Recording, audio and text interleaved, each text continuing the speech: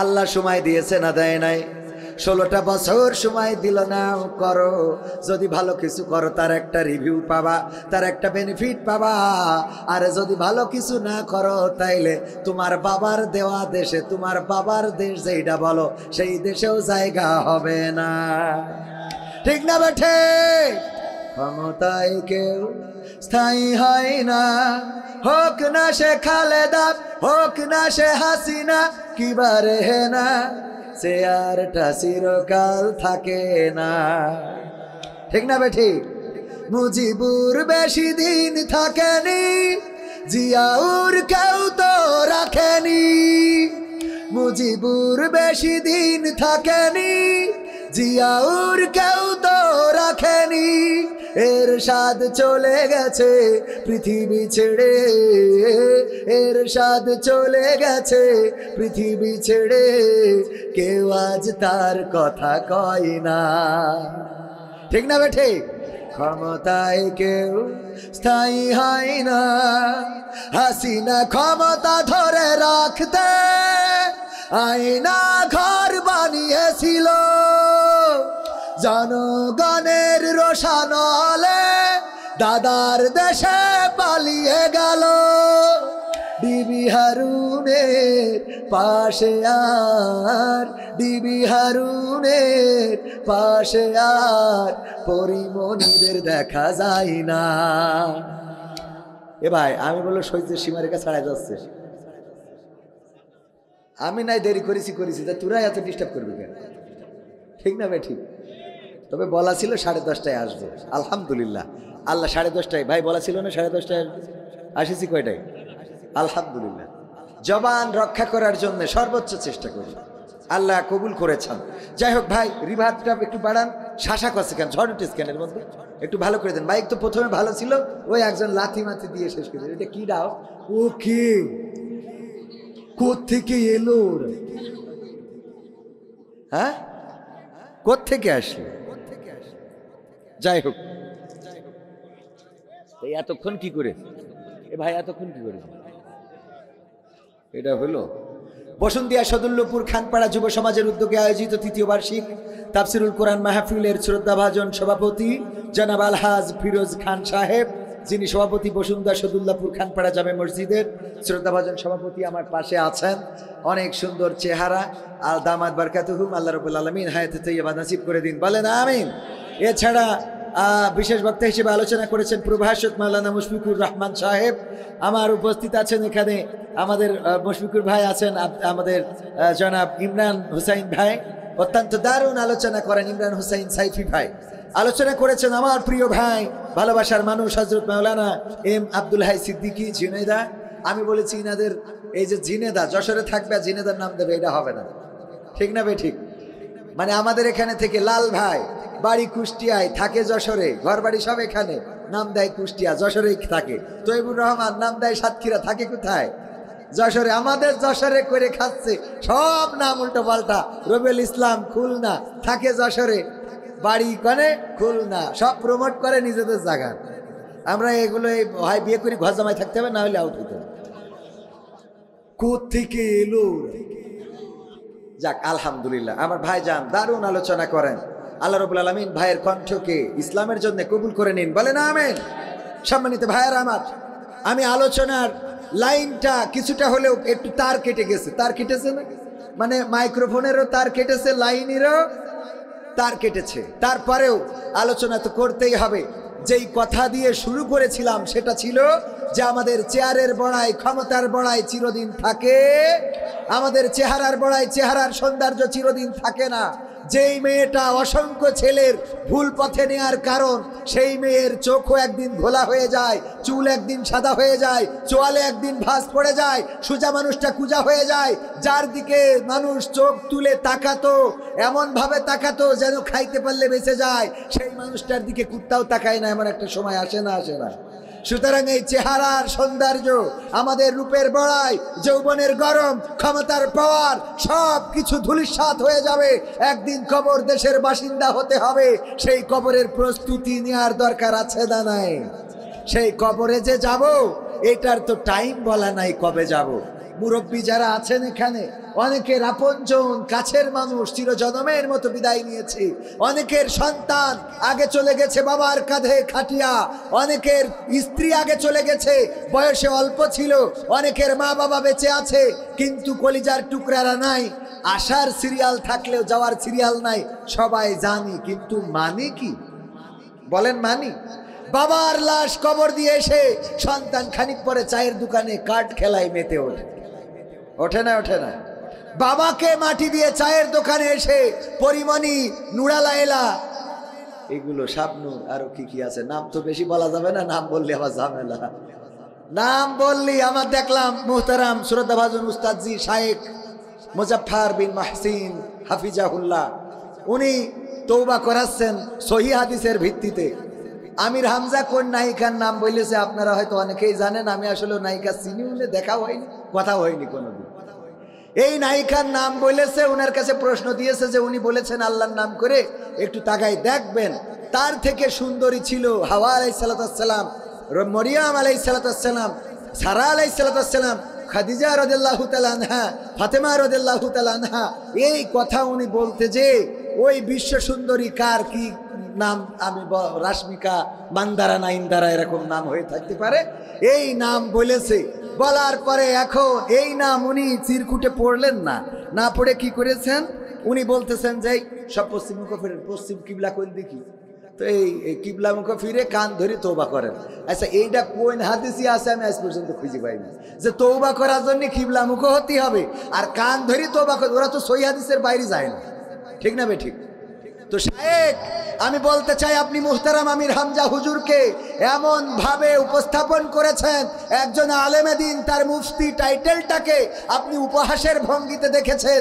এই উপহাস করাটা আপনি কোন হাদিসে পেয়েছেন একটু জনগণকে জানাবেন। হাদিসের কথা বলেন, হাদিস মানার কথা বলেন। গীবত ছাড়া আপনার আলোচনায় কিছু পাওয়া যায় না, অপার্জনের পিছনে লাগা ছাড়া আলোচনায় কিছু পাওয়া যায় না। আমার আল্লাহ বলেছে ইয়া আইয়ুহাল্লাযীনা আমানু লিমা তাকুলুনা মা লা তাফআলুন, ও ঈমানদারেরা এমন কথা বলো না যা তোমরা কাজে পরিণত করো না। তোমরা রাসূলের হাদিস মানো না, আবার আহলে হাদিস নাম ধরে বসে আছো। আমার রাসূল কাউকে গীবত করতে শেখায় নাই, আমার রাসূল কাউকে কারো নাম কারো টাইটেল উপহাস করতে শেখায় নাই। তোমরা উপহাস করো আর নায়িকার নাম বলার সাথে সাথে তুমি চিনে ফেললে তুমি কোন আল্লাহর ওলি, কথা কয় না। সিনি ada orang dulu duduk di Malaysia, ada orang boleh angkat tangan, satu orang, ada lagi ya boleh angkat tangan, ada belakang Ustadz saya nama Syahidul Islam. Syahidul Islam bhai abang saya, dia dulu duduk di Malaysia, saya punya Ustadz dia. You ada paham kan? Itu paham. Itu dua orang paham. Paham. Lain orang tak paham kan? Saya apa cakap? Dua orang, belakang ada satu orang, tiga orang saja paham, lain semua orang tak paham. Saya apa cakap? Buta ya bang? Iya. আমি বললাম যে আমি যা বলছি এই কথাটা এখানে শুধুমাত্র তিনজন ব্যক্তি বুঝতে পারছে, বাকি সবাই কেউ কিছু বোঝে নাই, ঠিক কিনা? এই তিনজন বুঝলো কেন? কারণ ওই তিনজন মালয়েশিয়ার হাজি। কিসের হাজি?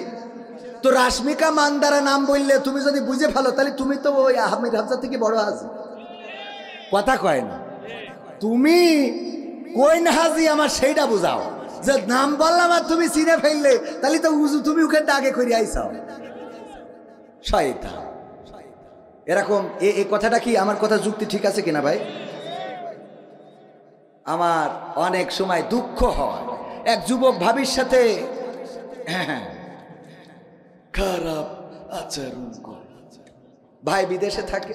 তো আমার আব্দুল হাই সিদ্দিকী ভাই, ভাইজান, তারপরে আমাদের মুশফিকুর ভাই, ইমরান ভাই বলল এই অপরাধ তো হইতে দেওয়া যায় না, কি করা যায়? তো ওরে আটকাইতে হবে। এবার যেদিন ভাবির ঘরে ঢুকবে দরজায় যাইতে আমরা, তো ভাবির ঘরে ঢুকেছে, তিন হুজুর যাইতে দরজায় ঢুকাতেছে, ও পিছনে আর একটা দরজা ছিল, এরা তো জানে না, ওইটা দিয়ে বেরোয়েই সেতে ওর ঘরে ঢুকে যায় নামাজ বিষয়ে সিজদায় পড়ে রয়েছে। তো ভাইরা বুঝতে পেরেছ পিছনে দরজা দেখেছে, ঘরে যেয়ে ডাকতেছে এই মাকসেদ ওঠ, দাদা হুজুর আমি সিজদায় তাহাজ্জুদে চতুর্থ আর সাজিমে পৌঁছে গেছি। তো বলে সে তো ঠিক আছে, তুই তো পীর সাহেব আমরা জানি, আল্লাহর ওলি তাহাজ্জুদ পড়তেছি, বলছে তাহাজ্জুদই পড়ি, ৮০-৯০ রাকাত না পড়িও শুতে যায়নি। বলছে মানলাম তুই তাহাজ্জুদ পড়িস, পীর সাহেব ওলিয়া উলিয়ার পর্যায়ে পৌঁছে গেছিস, তা তোর স্যান্ডেল জোড়া ভাবির খাটের নিচে কেন? কথা কি বোঝা গেছে? স্যান্ডেল জোড়া ভাবির খাটের নিচে। তো রাশমিকা মানদারা নাম বলিস আমির হামজা, মানলাম যে আমির হামজা খারাপ, তা তুই বুঝলি কেন? কথা কয় না। তুই তো মনে করবি এইটা মনে হয় হাদিসে আমপারার থেকে কিছু বললো কিনা নাকি? কারণ অনেকেই যারা বোঝেন, একবার এক যুবলীগের নেতা ওই খালি আওয়ামী লীগের বিরুদ্ধে ওয়াজ করতেছে, বক্তাকে তো কাজী আওয়ামী লীগের বিরুদ্ধে কথা আছে অনেকেই। তো এখন বলছে হুজুর আপনি শুরু করেছেন কি, আপনি তো কাটি খুলে দেবো, বাড়ি যেতে পারবেন না, গাড়ি ভেঙে ফেলবো।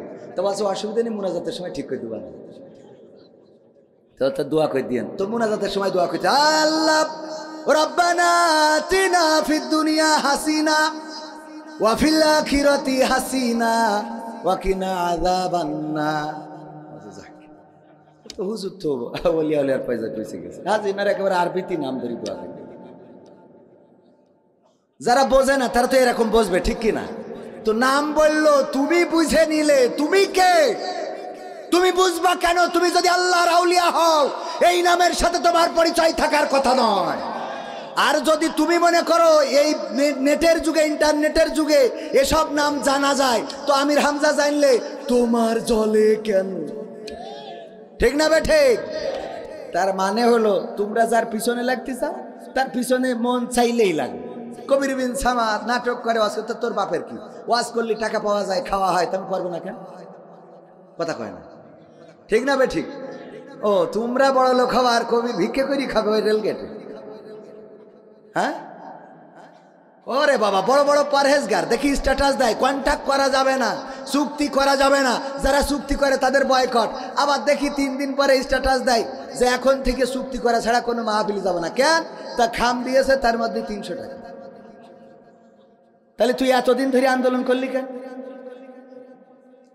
পরহেজগার সাজে আল্লাহ আল্লাহ পীর সাহেব। এইখানে আসলাম যে রিস্কি নিয়ে, এক মাহফিল থেকে আর এক মাহফিল, যে জোরে গাড়ি চালাইছে আমার ক্যামেরাম্যান, আমার রকি আলামিন কই, ওরা সাক্ষী, ওরা আছে পিছনে, ওরা সাক্ষী। ওরা মনে করতেছে ভাই মনে হয় আজকে কোথাও না কোথাও মারবে, তা ও দেখি কোনো ট্রাক বাসে মারিনি, এখানে সে সাইকেলে মারি দিয়েছে, ছোট তুতি মারিছি। তো এই যে আসা যাওয়া, এর মধ্যে যাওয়ার সময় হুজুর যদি মরেও যায়, এ কমিটি আর খোঁজ নেবে না, বলো বরং মরি গেলি বলবে ভালো কাজেই আমাদের কাছে মেলা টাকা নিয়েছিল। ঠিক না বেটি? ভাইয়ের আমার, কি হবে বেঁচে থেকে অযথা বিদ্যা শিখে যদি না গড়তে পারি শোষণবিহীন সমাজটাকে? কি হবে বেঁচে থেকে? কি হবে ছাত্র সেজে চুমু খেয়ে সনদ খানা যদি হয় বিদ্যালয়টা পরিমণিদের আড্ডাখানা? কি হবে ছাত্র সেজে চুমু খেয়ে সনদ খানা যদি হয় বিদ্যালয়টা বুবলিদের আড্ডাখানা? এর চেয়ে মরাই ভালো, দেশ ছেড়ে যাওয়াই ভালো, এর চেয়ে মরাই ভালো, দেশ ছেড়ে যাওয়াই ভালো। কি হবে ধোকা দিয়ে বিবেকটাকে? কি হবে ধোকা দিয়ে বিবেকটাকে? কি হবে বেঁচে থেকে অযথা বিদ্যা শিখে যদি না গড়তে পারি শোষণবিহীন সমাজটাকে? কি হবে বেঁচে থেকে? কি হবে যুবক নামের বোঝা হয়ে এই ধরাতে, যেখানে মা বোনেরা ধর্ষিতা হয় দিনে রাতে? ঠিক না বে ঠিক? ধর্ষণ আছে না নাই? কি হবে যুবক নামের বোঝা হয়ে এই ধরাতে, যেখানে মা বোনেরা ধর্ষিতা হয় দিনে রাতে? যৌবনের সার্থকতা ঘুচিবে সকল ব্যথা, যৌবনের সার্থকতা ঘুচিবে সকল ব্যথা। পারো যদি বলি দিতে মানুষরূপী পশুটাকে, পারো যদি বলি দিতে মানুষরূপী পশুটাকে? কি হবে বেঁচে থেকে অযথা বিদ্যা শিখে যদি না গড়তে পারি শোষণবিহীন সমাজটাকে? কি হবে বেঁচে থেকে? কি হবে লেখালেখি কলমবাজির ওই মহড়া, সমাজের আসল চিত্র যদি না যাই তুলে ধরা? কথা কয় না? হলুদ সাংবাদিকতা আছে না নাই? আমার দাদার দেশে সাংবাদিক আছে, স্টেজের পরে লাফায়, স্টুডিওতে লাফায়, বলে আমি আজকে কোনো জোরে কথা বলবো না, এই বাংলাদেশ থাকবে না, ইত্যাদি ইত্যাদি কথা। আর আমার দাদার দেশে কত প্রোপাগান্ডা চালালো, এই দেশে নাকি হিন্দু নির্যাতন হচ্ছে, এই দেশে নাকি মুসলমানরা হিন্দুদের আগা কেটে দিচ্ছে। কোন জায়গায় ঘটিছে? ওই দেশে প্রচার হচ্ছে, এটা জানেন কিনা? বলছে চলো চলো ঢাকা চলো। কেন চলো? সংখ্যালঘু নির্যাতন হচ্ছে, আমরা প্রতিবাদে ঢাকায় যাব, চলো চলো বাংলাদেশ যাব, এই বলে রাজনীতির মাঠ গরম করতেছে। ওগো আমার ভাইয়েরা, আমরাও বললাম আইসো, আমরা কেসি নিয়ে দাঁড়ায় আছি বর্ডারে, আইসো কাঠপোয়া ঢুকাও, পাখাও ভাই যাও। এই দেশ স্বাধীন করেছি রক্ত দিয়ে। আগামীকাল বিজয় দিবস, 16ই ডিসেম্বর। আমাদের ভাইয়েরা রক্ত দিল, জীবন দিল, শহীদ হলো। লাখে লাখে শহীদ হয়ে রক্ত দিয়ে আমার মা বোনেরা ইজ্জত হারিয়ে একটা স্বাধীন সার্বভৌম বাংলাদেশ এনেছে। এই বাংলাদেশকে কোনো বাতিলের কাছে, কোনো পরাশক্তির কাছে আমরা ইজারা দিয়ে দেব না। ঠিক না বেঠে? আমরা রক্ত লাগে রক্ত দেব, জীবন লাগে জীবন দেব, কিন্তু আমার দাদাদের বসানো সরকার, দাদাদের বসানো ডাক্তার প্রেসক্রিপশন দাদারা দিত, আর ওই ডাক্তার আমাদের চিকিৎসা দিত, সেই ডাক্তার নিয়ে চলে গেছে, আমাদেরও রোগ ভালো হয়ে গেছে। এখন আর নতুন করে দাদার দেশের ডাক্তার আমাদের দেশে চলবে না। ঠিক না বেঠে? আমি বলি বাবা দাদারা, তোমরা প্রচার করো তোমাদের দেশে, তোমরা বলেছ আমাদের দেশে সংখ্যালঘু নির্যাতন হচ্ছে। আমি বলেছি আল্লাহর কসম করে বলি, সংখ্যালঘু নির্যাতন হচ্ছে না, বরং আমাদের দেশে, এই বাংলাদেশে সংখ্যাগরিষ্ঠ নির্যাতন হচ্ছে, যার বিরুদ্ধে প্রতিবাদ জানানো দরকার। আমরাই প্রতিবাদ করব, কারণ আমাদের, আমি যদি প্রমাণ দিই, 1 নম্বর ব্যক্তি হলেন পীরে কামেল, পীর ওলি আউলিয়ার পর্যায়ে পৌঁছে গেছে। আমার বঙ্গবন্ধুর পরিবার ইসলাম প্রচারের জন্য বাংলাদেশে এসেছিলেন, ইসলাম প্রচার করতে এসেছিলেন। সেই পরিবারের সন্তান জননেত্রী শেখ হাসিনা, দেখেন কত বড় আল্লাহওয়ালা। সকালবেলা উঠে আগে যায় নামাজ খোঁজে, তারপরে ফজরের নামাজ আদায় করে, তারপরে কোরআন তেলাওয়াত করে, এরপরে দিনের শুরু করে। আর আমরা তার হেলিকপ্টারে করে দাদার কাছে পাঠালাম। সে সংখ্যালঘু না সংখ্যাগরিষ্ঠ? কথা কয় না, কি গরিষ্ঠ? সংখ্যাগরিষ্ঠ। 2 নম্বর আউলিয়া পীরে কামেল হযরত শামীম ওসমান হাফিজাহুল্লাহ। দেখেন কত রাকাত, 80 রাকাত, 90 রাকাত তাহাজ্জুদের নামাজ না পড়ে ঘুমোতে যায় না। কত বড় পরহেজগার আল্লাহ, এত বড় তাহাজ্জুদ গুজারি। আমি গোটা মাসেও তো 80 রাকাত 90 রাকাত দূরের কথা, 8-10 রাকাত তো তাহাজ্জুদ পড়া হয় না। ওয়াজ করে গাড়ি চালাই, বাড়ি জাতি জাতি তো ফজর হয়ে যায়, এর মধ্যে তাহাজ্জুদ পড়বো কখন? আর আমার শামীম ওসমান কত বড় আল্লাহওয়ালা, 80 রাকাত 90 রাকাত তাহাজ্জুদ পড়ে। এই পীর সাহেবকে পর্যন্ত আমরা বুরখা পরায়ে বিদায় করলাম। তাহলে 2 নম্বর আউলিয়া, সেও সংখ্যাগরিষ্ঠ না সংখ্যালঘু? সংখ্যাগরিষ্ঠ। 3 নম্বর আউলিয়া হযরত সালমান এফ রহমান হাফিজাহুল্লাহ। দেখেন দরবেশ বাবা বলে অনেকেই তার মৌজেজা দেখেছিল বাংলাদেশে যারা শেয়ার ব্যবসা করে, কত সুন্দর করে শেয়ার কেলেঙ্কারি করলো, মৌজেজা দেখায়। আমার মুসা আলাইহিস সালাম নদীর মধ্যে রাস্তা বানাই দেখাই দিল, ইব্রাহিম আলাইহিস সালাম আগুনের মধ্যে ফুল বাগান বানালো, আর আমার মুসা আলাইহিস সালাম পুড়ে গেল তুর পাহাড় পুড়ে গেল, কিন্তু মুসা পড়লো না।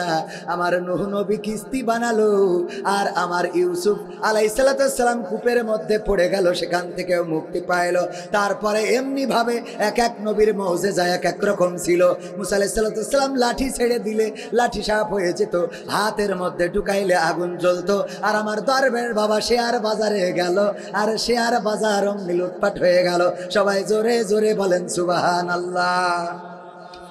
এই সুবহানাল্লাহ কুলু খাই, নাউজুবিল্লাহ।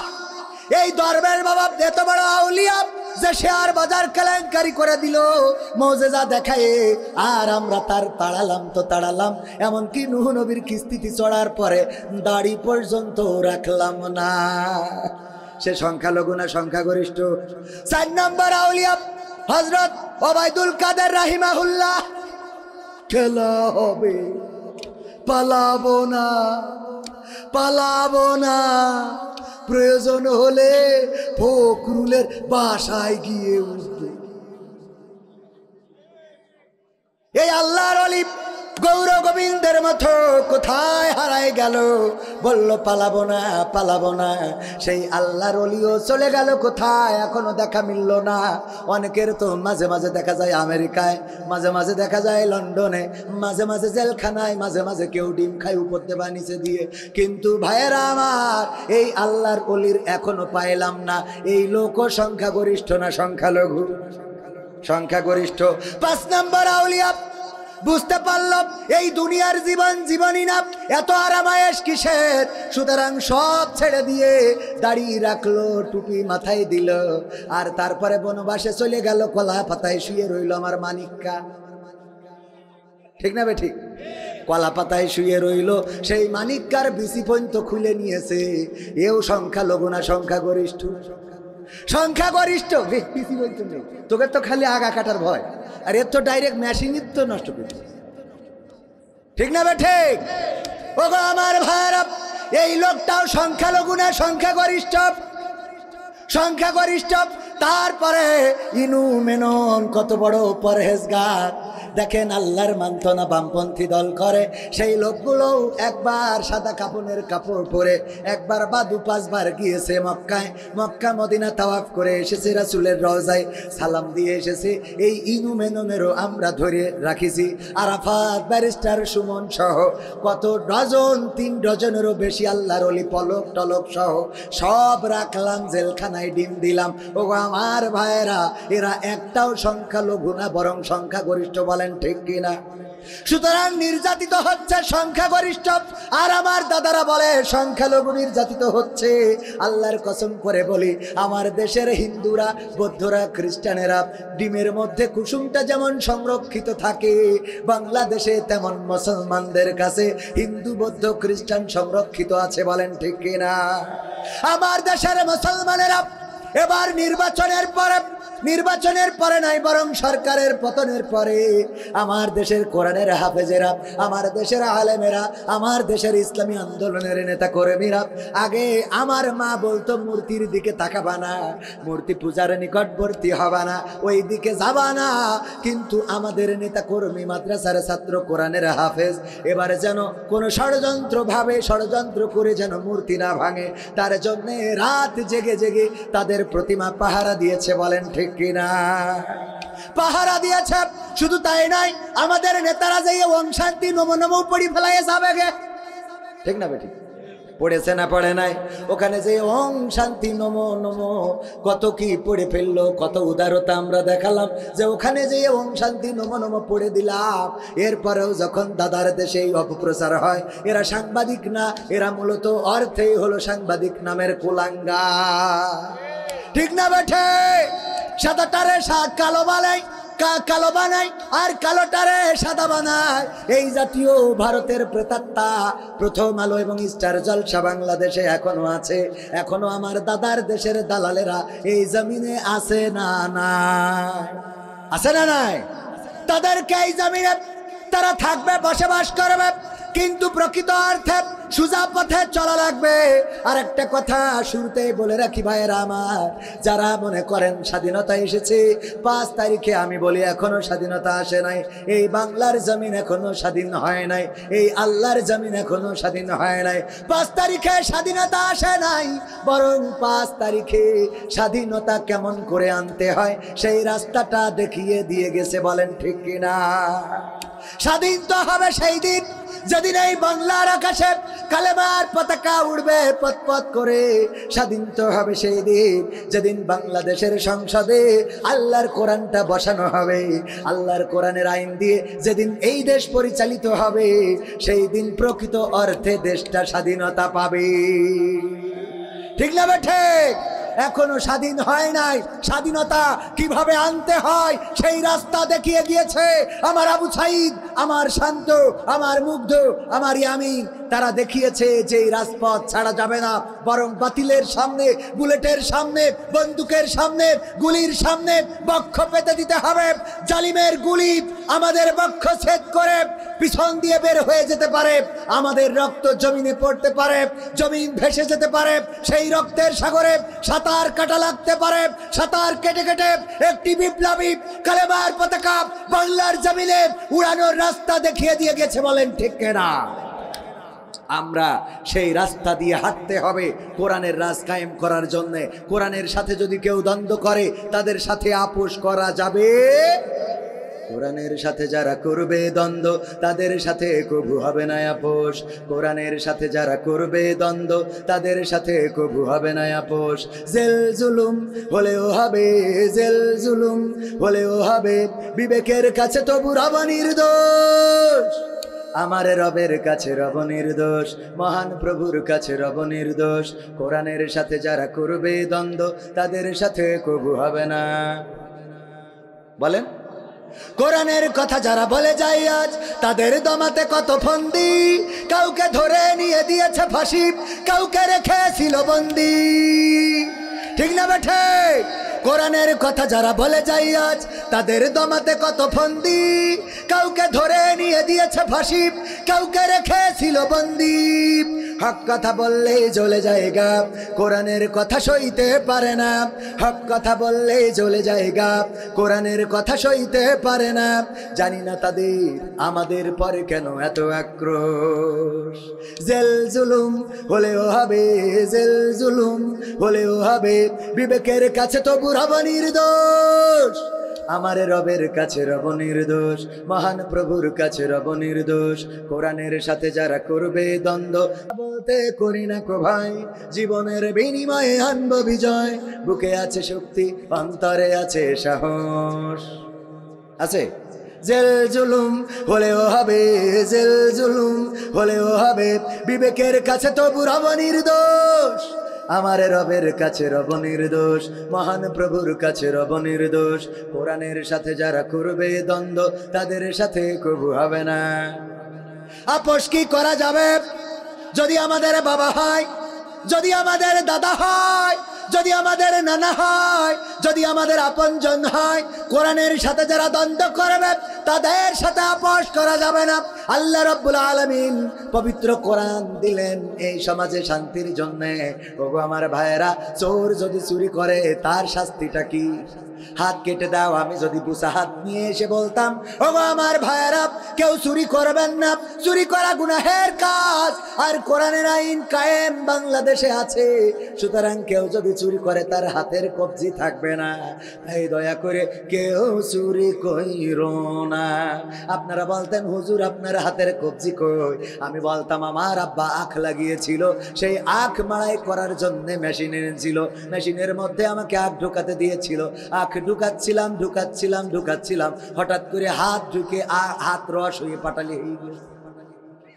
আপনারা বলতেন, যাই বলেন তাই বলেন, হুজুর আপনি এককালে চোর ছিলেন।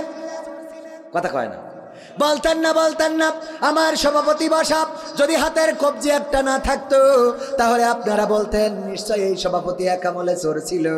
ওগো আমার ভাইয়েরা, 350 আমার দেশের 300 সংসদীয় আসনের এমপিরা পলাতক হয়ে গেল। আল্লাহর ওলিরা, পরহেজগারেরা, ওদের যদি এখন ধরা হয়, দুর্নীতি করেছে না করে নাই?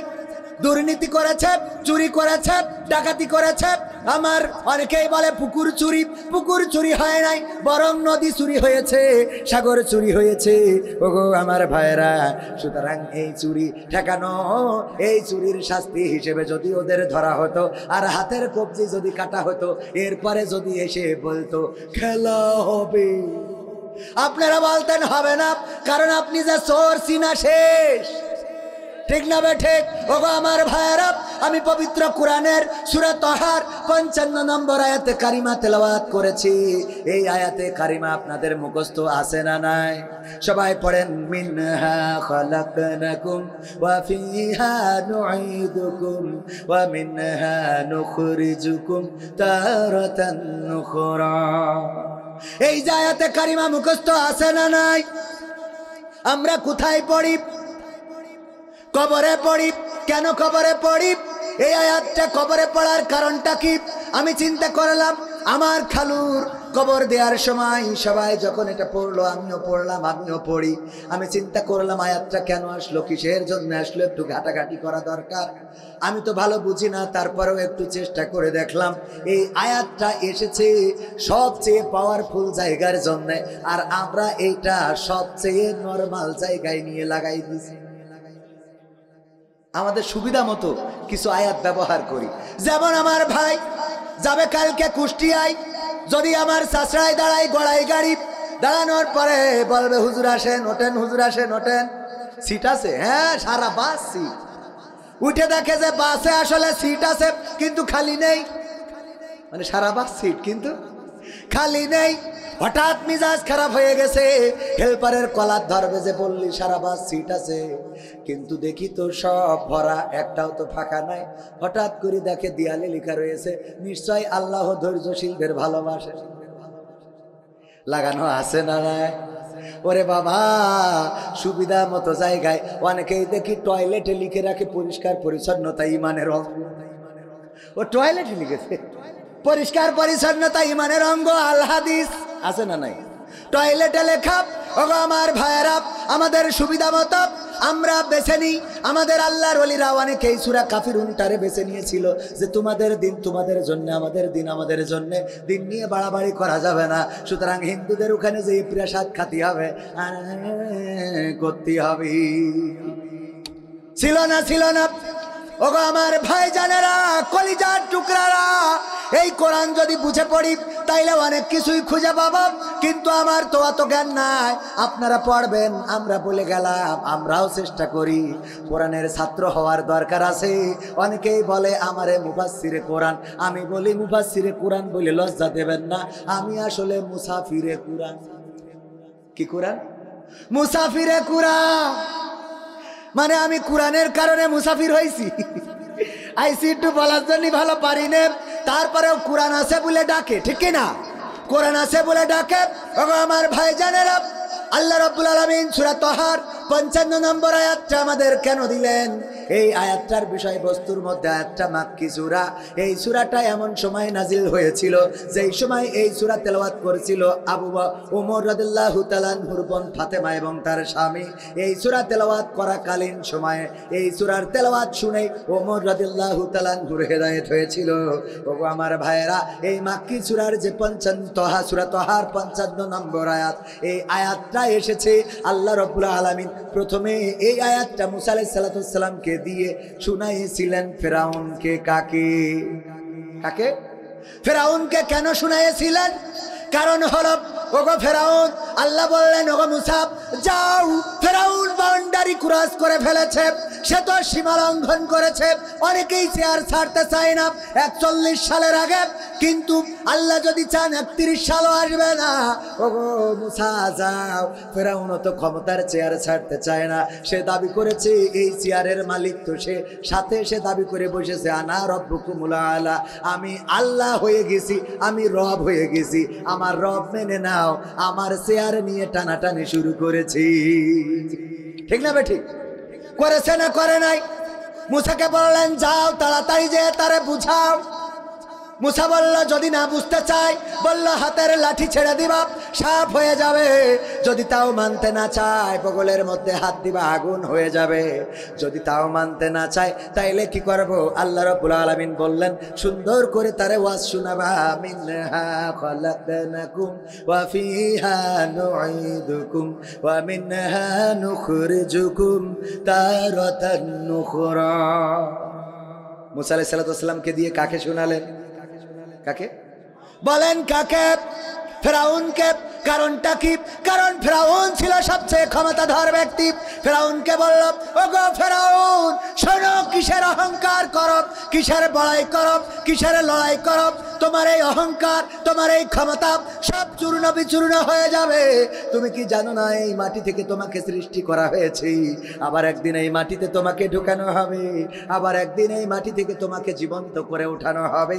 এই নরম কথাটা ফেরাউন রে বুঝাবা, সুন্দর করে বুঝাবা। আর আমরা এই ফেরাউন মার্কা লোকের কাছে এই আয়াতটা শোনাই না, এই আয়াত শোনাই মরা মানুষের কাছে। বলেন মরা মানুষের এই আয়াত শুনে কোনো লাভ আছে নাকি? কথা কয় না, লাভ আছে? আপনি যারা বাঁচাইতে চান সে তো অ্যাক্সিডেন্ট করার আগে বলবেন এই আস্তে চালা, নাই অ্যাক্সিডেন্ট করবি, ঠিক না বেঠিক? অ্যাক্সিডেন্ট করার আগে তো বলবেন যে এই আস্তে চালা, না হইলে তো তুই অ্যাক্সিডেন্ট করবি। কিন্তু অ্যাক্সিডেন্ট করার পরে বলছেন যে আস্তে চালা, মানা যায়? ও মারা যাওয়ার আগে বলা দরকার মিনহা খলাকনাকুম ওয়া ফিহা নুঈদুকুম ওয়া মিনহা নুখরিজুকুম তারাতান উখরা। ও আল্লাহর বান্দা, কিসের তাস খেলা, কিসের ফ্ল্যাশ খেলা, কিসের মারামারি, কিসের গুতাগুতি, কিসের ফাইট, কিসের লড়াই, কিসের বড়াই, কিসের অহংকার, কিসের এত ক্ষমতা, সব চূর্ণ বিচূর্ণ হয়ে যাবে। মাটির থেকে বানানো, মাটিতে ঢুকাবে, মাটিতে উঠাবে। সুতরাং হেদায়েত হোক তোমার, তুমি ফিরে আসো আল্লাহর পথে। এই কথা বলা দরকার। আর মরা মানুষের এই কথা যখন বলি, আমার ভাইজান মারা যাওয়ার পরে যদি এই আয়াতটা পড়ি, ভাই যদি কোনোভাবে হাতটা বের করতে পারতো, কাপনেতে থাবা একটা বসাই দিত। এই বলতো আমার খেলা তো ফাইনাল, তোরা ভালো হ, মাসুদ তুমি ভালো হ। ঠিক না বেঠে? মাসুদ তুমি আগে ভালো হও, কারণ আমাদের খেলা তো ফাইনাল। আমাদের যা হওয়ার তা তো হয়েছে, না হয় নাই? এমপিরা সব কোথায় গেল? মন্ত্রীরা সব কোথায় গেল? কোথায় কাদের কাকা? তাদের ছাড়া দেশটা এখন লাগে ফাঁকা ফাঁকা। ঠিক না বেঠে? পালাবো না, পালাবে না, পালাবে না, যাই না তবু দেখা। পালাবে না, পালাবে না, যাই না তবু দেখা। তাদের ছাড়া দেশটা এখন লাগে ফাঁকা ফাঁকা, ওদের ছাড়া দেশটা এখন লাগে ফাঁকা ফাঁকা। আইন মন্ত্রী আটকে গেল আইনেরই ফাঁকে, দাড়ি ছাড়া দরবেশের ভণ্ড ভণ্ড লাগি। ঠিক না বেঠে? আইন মন্ত্রী আটকে গেল আইনেরই ফাঁকে, দাড়ি ছাড়া দরবেশের ভণ্ড ভণ্ড লাগে। শুনছি কত নেতা নেত্রী খাইতেছে ভাই ডান্ডা, বিচারপতি কালামানিকের ফাটিয়েছে আন্ডা। পলকেরও ঝলক গেল, পলকেরও ঝলক গেল থামিয়ে নেটের চাকা। তাদের ছাড়া দেশটা এখন লাগে ফাঁকা ফাঁকা। ঠিক না ভাই? ঠিক। শোনাবো শোনাবো, শুনবেন, থাকবেন শেষ পর্যন্ত। আর 10-15 মিনিট কি থাকা যাবে? কোরআনের জন্য, ইসলামের জন্য, ইসলামী আন্দোলনের জন্য, এই মাহফিলের জন্য, আল্লাহর রাজি খুশির জন্য আর একটু সময় যদি থাকে, ওগো আমার ভাইয়েরা, আল্লাহ রাব্বুল আলামিন পরকালের ময়দানে বলবেন, ইকরা কিতাবাকা কাফা বিনাফসিকাল ইয়াউমা আলাইকা হাসিবা।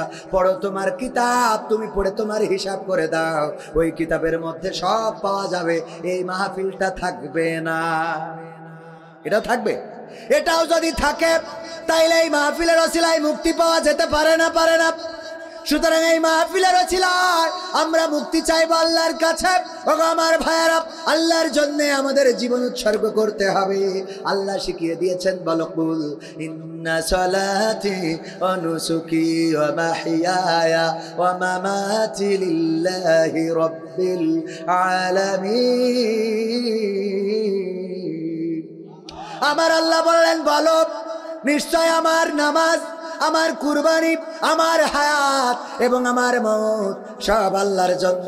সেই আল্লাহর জন্য আমাদের একটু সময় শ্রম কুরবানি করতে রাজি আছি না নাই? রাজি কারা কারা? দুটি হাত দেখতে চাই। নারায়ে তাকবীর।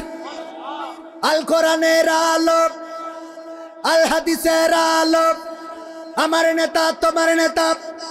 নারায়ে তাকবীর। ওগো আমার ভাইরা, আমি যে আয়াতে কারিমা তেলাওয়াত করেছি, এই আয়াতটার কবরবাসীর কাছে পড়ার দরকার নেই। কোথায় পড়বেন সেইগুলো শিখাবো, আজকে জানিয়ে যাব। এই আয়াতটার আমলটা অন্তত করবেন। শুনতে রাজি আছেন না নাই? আয়াতটার কোন জায়গায় কোন জায়গায় পড়া লাগবে, ওই কবরে পড়া লাগবে না, কারণ ওরার সাবধান করে লাভ নেই। আজকে শিখাই দেব, আমার যুবকদেরও শিখাবো। ওগো আমার যুবকেরা, কোথায় পড়া লাগবে না শিখে কেউ যাবেন না। রাজি আছেন না নাই? রাজি আছেন? সত্যিই থাকবেন? থাকবেন না কারা কারা? হাত উঁচু করেন। বলছি থাকবেন না কারা? সবাই থাকবেন? সবাই থাকবেন? আলহামদুলিল্লাহ।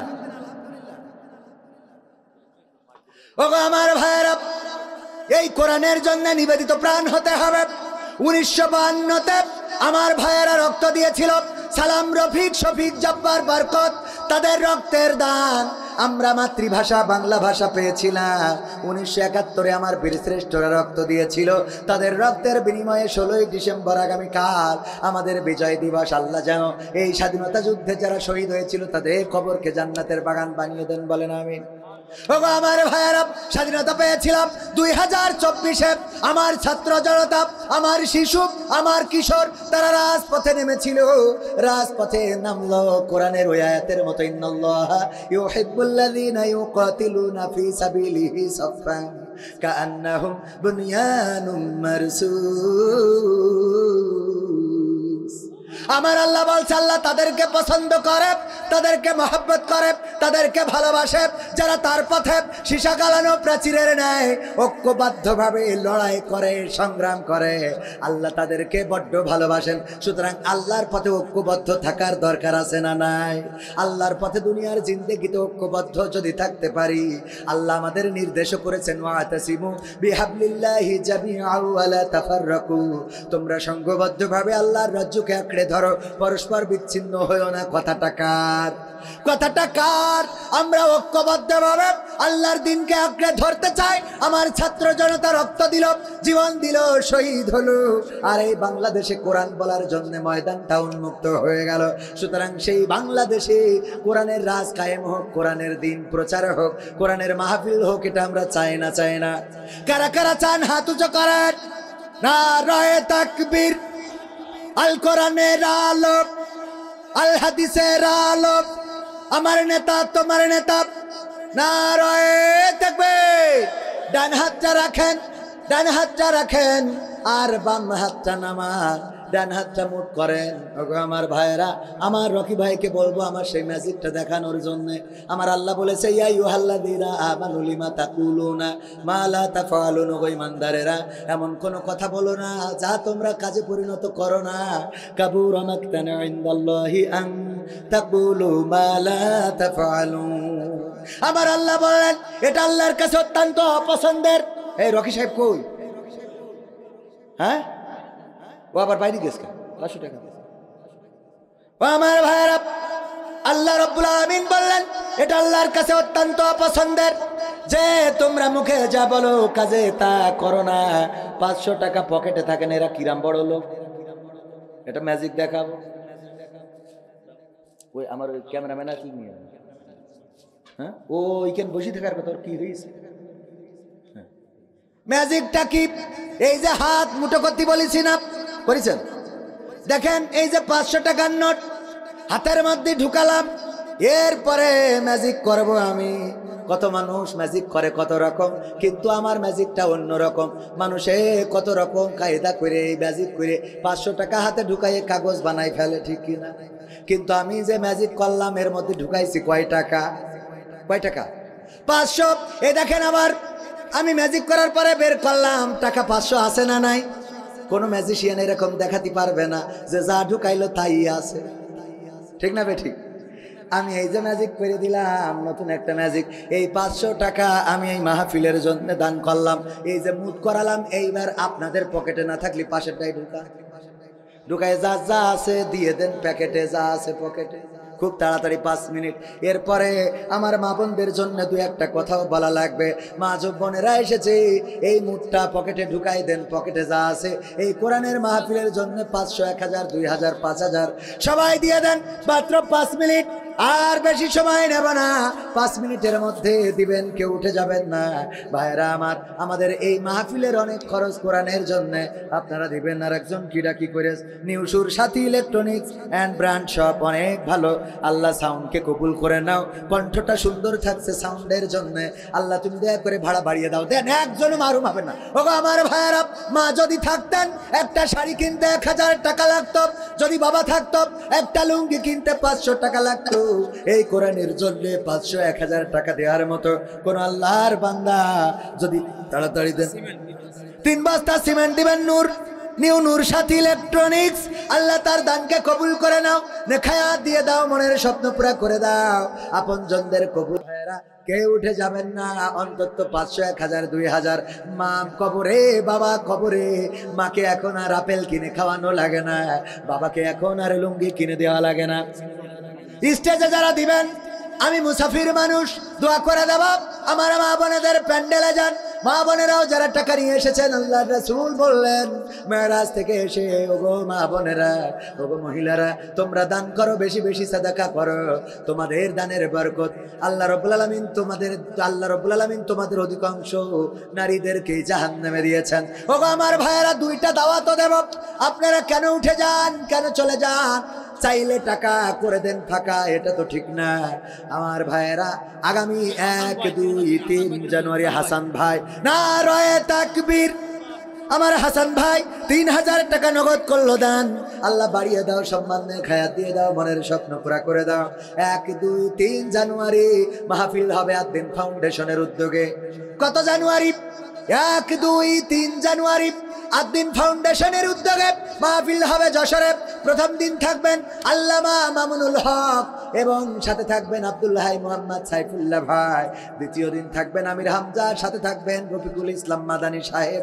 তৃতীয় দিন থাকবেন শায়েখ আহমদুল্লাহ, সাথে থাকবেন ডক্টর মিজানুর রহমান আজহারি। বলেন আলহামদুলিল্লাহ। এই মাহফিল হবে কোথায়? আপনার যশোরে আদ্দিন ফাউন্ডেশন। 1, 2, 3 জানুয়ারি মনে থাকবে।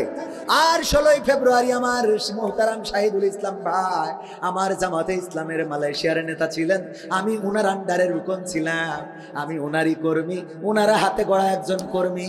উনি থাকতেই শপথ নিয়েছিলাম, উনি সংগঠনে সক্রিয় থাকতে শপথ নিয়েছিলাম। দাঁড়িয়ে আছেন না? নাই আছেন না ভাই? এখনো আছেন। অনেকে আবার আমাদের নিয়ে প্রশ্ন তোলে, বাবা রে, যাই বলো তাই বলো, আমরা জামাতের লোক। ঠিক না বে? ঠিক। সাক্ষী আছে তো, রুকন শপথ নিছি কিনা জিজ্ঞেস করে দেখেন।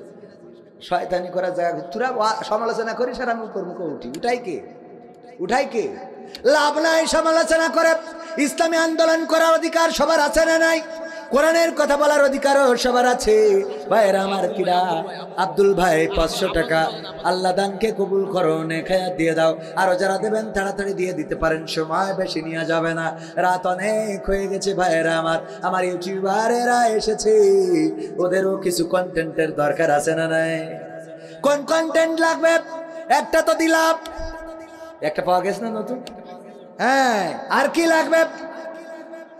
জুবাইর আহমেদ তাশরিফ সাতক্ষীরায় আসে নাই, এই নিয়ে কথা বলা লাগবে। আচ্ছা বলবো লাস্টে, এখন তো ক্যামেরা অন নাই, লাস্টে বলে দেবো ইনশাল্লাহ। আগে টাকা দেন, লাস্টে বলবো। ওই নিয়ে আসলে কথা বলা দরকার। আর কেউ 500, 1000, 2000, 3000 এত মেহমান কেউ পকেটে হাত দেয় না। আল্লাহর ওলিরা কেন দেয় না? কারণটা কি? কারণ টাকা আমাদের। আল্লাহ রাব্বুল আলামিন বললেন, কাইফা তাকফুরুনা বিল্লাহি ওয়া কুনতুম আমওয়াতান ফাআহইয়াকুম সুম্মা ইউমিতুকুম সুম্মা ইউহয়িকুম সুম্মা ইলাইহি তুরজাউন। আমার আল্লাহ বললেন, কোন জিনিস তোমাদেরকে তোমাদের মহান রব থেকে ভুলিয়ে দিল, অথচ তোমরা ছিলে মৃত, তোমাদের কোনো জীবন ছিল না, আকার ছিল না, আকৃতি ছিল না। সিরাজ খান মৃত, 1000 মৃত, তার টাকা দিলে কি করে? তাই এ তো আর ভোট না যে মরে গেলেও দেবে। মৃত মানুষ, তার নামে ছেলে 1000 টাকা দিল আল্লাহ। তুমি দানকে কবুল করো। অসুস্থ কিডা? টুটুল ভাই, আল্লাহ ইন্ডিয়ায় রয়েছে, টুটুল ভাইকে সুস্থতা দান করে দাও, নেখায়াত দিয়ে দাও। ও আল্লাহ তুমি রোগ মুক্তি করে দাও। কোন ভাইরা আছেন দিবেন 500, 1000, 2000 টাকা এই মাহফিলের জন্য, মাদ্রাসার জন্য? কিডা আবার 500 টাকা? মায়ের জন্য একজন বান্দা, আল্লাহ মা জননীর জন্য 500 টাকা করলো দান। আল্লাহ বাড়িয়ে দাও, সম্মান নেখায়াত দিয়ে দাও, মনের স্বপ্ন পুরা করে দাও, আপনজনদের কবুল করে নাও। মা জননী যাদের কবরে, কবরগুলো জান্নাতের বাগান বানায় দাও, বলেন আমিন। তারপরে আর কেউ আছেন? আর কেউ দেওয়ার মতো কোন আল্লাহর বান্দা যদি থাকেন? ভাইরা আমার, আমি মুসাফির মানুষ, আমি যুবক মানুষ। আল্লাহ চাইলে দোয়া কবুল করতে পারে না? আল্লাহ যুবকের দোয়া কবুল করে, যুবকের হাত ফিরায় না, আর মুসাফিরের দোয়া কবুল করে নাই। বলেন সুবহানাল্লাহ। ওগো আমার ভাইরা, শোনাতে চাইলাম, মিনহা খলাকনাকুম ওয়া ফিহা নুঈদুকুম ওয়া মিনহা নুখরিজুকুম তারাতান উখরা। কোথায় পড়বেন ভাইরা আমার? কিন্তু আমি টাকা চাওয়ার পরে অনেকেই ফাঁকা করে দিলেন, এইটা আশা করি নাই। চাইলে টাকা করে দেয় ফাঁকার, আমার তো জ্বালার শেষ নেই। কিছুক্ষণ আগে যেখানে ছিলাম ওখানে একটু সালাম বিনিময় করতে হবে, দুলা ভাইয়ের মাহফিল। সেই সালাম বিনিময়ের মধ্যে বলছে হুজুর একটু কালেকশন করে দিয়ে যান। আবার এখানে আসলাম, মনে করলাম প্রধান বক্তা কুপান দিয়ে ওয়াজ করবো। ও মা এসে দেখি আমার ভাই কালেকশন করে না, খালি চিঠি লেখে হুজুর টাকা তোলেন, টাকা তোলেন, টাকা তোলেন। আমার শান্তি নেই, জিকে নেই যায়। মানে আমি সরল মানুষ বুঝলে সবাই এরকম করে, গরিব তো আমি গরিবের ভাবি, ঠিক না বে ঠিক?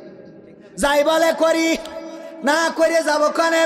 ওগো আমার ভাইয়েরা, তাইলে মনে কি আছে 1, 2, 3 জানুয়ারি ওই মাহফিলের পরিচালনায় 3 জন থাকবেন। 1 নম্বর আব্দুল হাই মোহাম্মদ সাইফুল্লাহ, 2 নম্বর আমিরুল মোমেনিন মানিক, আর 3 নম্বর আপনাদের ভাই কবির বিন সামান। মাহফিলটা পরিচালনা করবেন 3 দিন ধরে। আলহামদুলিল্লাহ বলবেন না? আর কেউ দেবে? না দিলে আলোচনায় যাবে। হ্যাঁ, আমি তো চাচ্ছি তা আপনার অতিথির স্টেজে তো আমি ডাইরেক্ট নাম ধরি তো, চালি এটা মান সম্মানের ব্যাপার না? আমি তো তাকে অপমান করতে পারি না। হ্যাঁ, যারা বসে আছে না দিলে আমি এখন কি করবো? আদায় শেষ।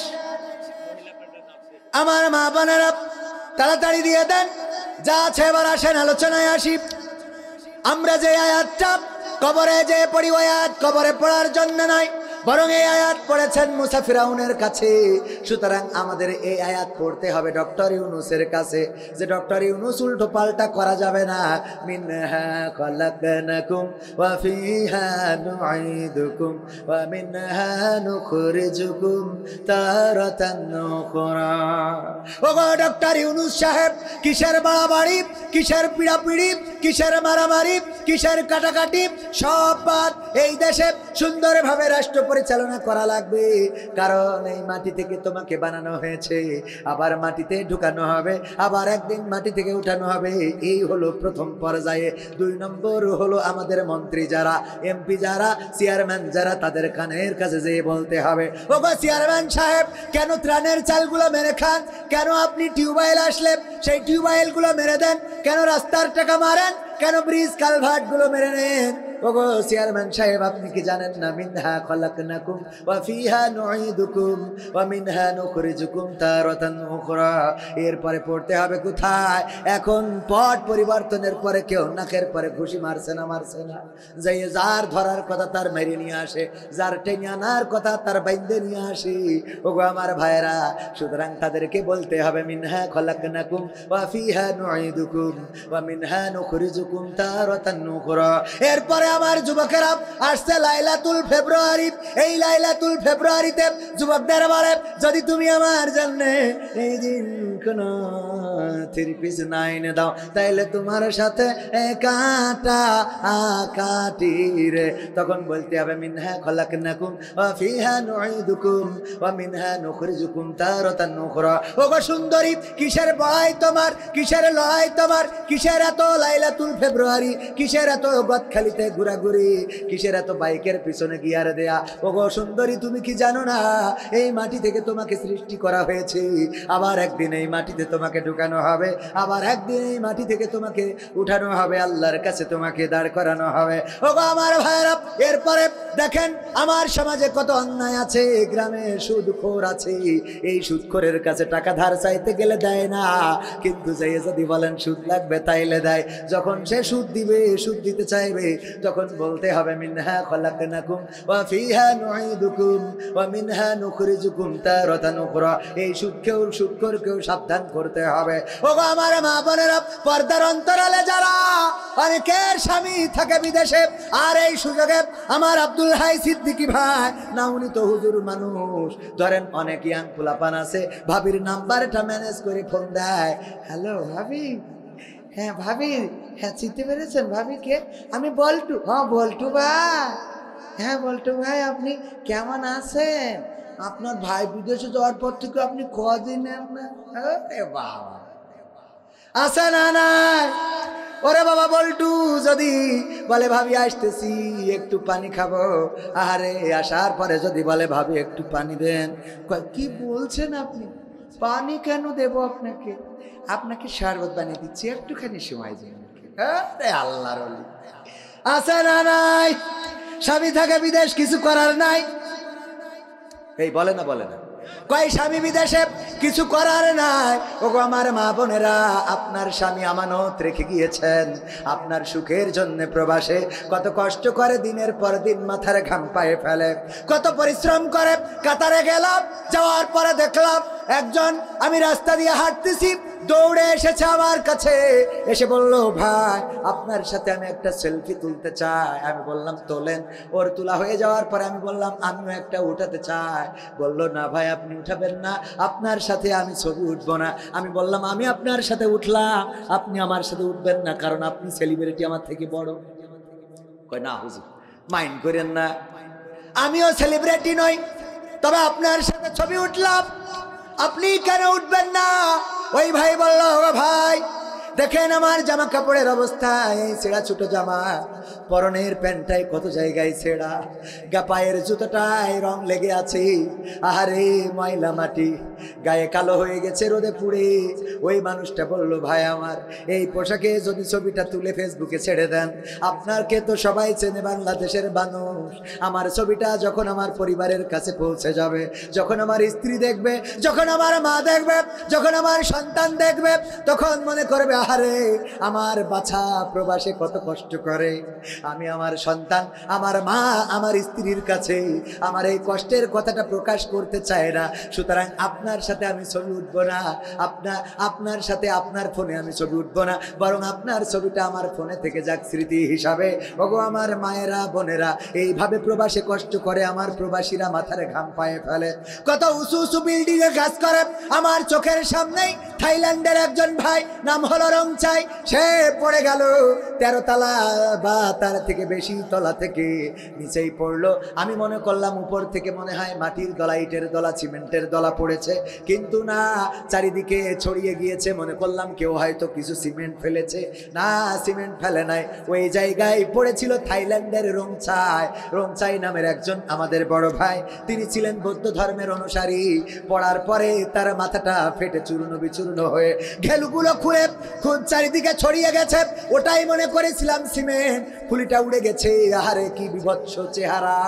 ওই মানুষটা যখন মারা গেল, তার সাথে ব্যাগের সাথে কিছু মালয়েশিয়ান রিঙ্গিট, কয়েক হাজার রিঙ্গিট। ভাইয়েরা আমার, এই মানুষটার লাশ দেশে যাওয়ার আগে ওই মানুষের ওই টাকাগুলো পরিবারের জন্য পৌঁছে গেছে।